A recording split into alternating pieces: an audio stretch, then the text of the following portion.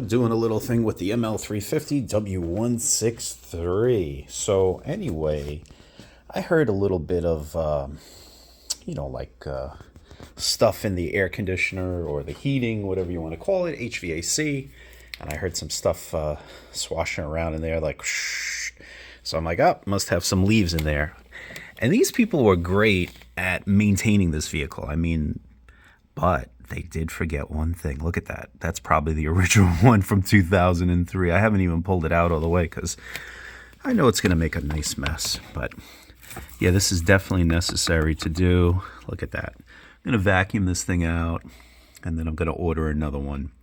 But yeah, very easy. It's 2 Phillips and then you need a small socket.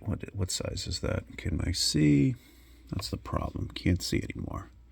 Looks like a 6mm, and it just drops right down. You just pull it down. But yeah, definitely, I hope there's a big difference.